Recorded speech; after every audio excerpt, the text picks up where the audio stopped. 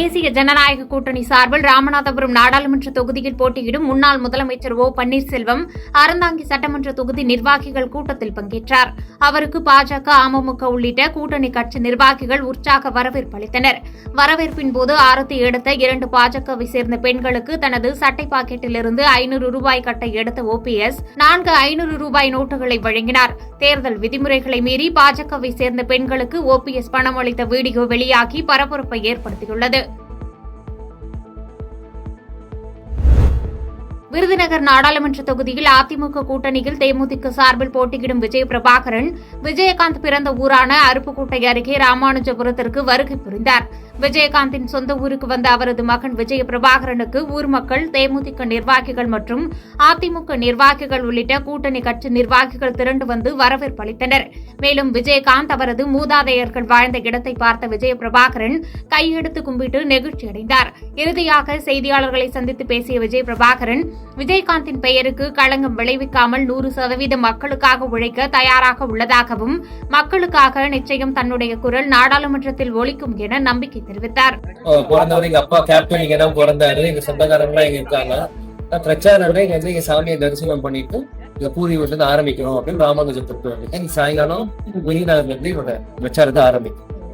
வெற்றி சட்டமன்ற தொகுதி நிகழ்ச்சி என்ன செய்வீங்க? ஏற்கனவே ட்ரெயினில் சரியான குறைகள் இருக்கு.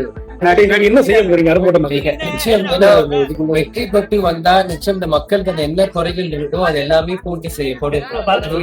வெறும் வாய்வாக்க ஒரு சும்மா சொல்றது இல்லாம விஜயகாந்த் அப்பா வந்து ரிஷி வந்து சட்டமன்ற உறுப்பினராக போறப்போ ரிஷி வந்து 50 வருஷம் அவரோட போட்டி ஒரு பிரிட்ஜு கட்டணும், அது கேபினட் எம்எல்ஏ அவரோட செஞ்சு கொடுத்தாரு. சோ அவர் மகனா இருக்கிறப்ப நிச்சயம் அவரோட பேருக்கு எந்த விதம் கலங்க வராம 100% இந்த மக்களுக்காக உழைக்க தயாரா இருக்க. அது என்னெல்லாம் முடியுமோ எல்லாமே நான் செஞ்சு கொடுத்தேன். தென்காசி மாவட்டம் கடையநல்லூர் அருகே புளியங்குடி பகுதியைச் சேர்ந்த முத்துராமலிங்க நகர் பகுதியில் வசிக்கும் முகமது இப்ராஹிம் மகன் முஹைதீன் 24 வயதான இவர் தனியார் ஆம்புலன்ஸ் ஓட்டுநராக வேலை செய்து வருகிறார்.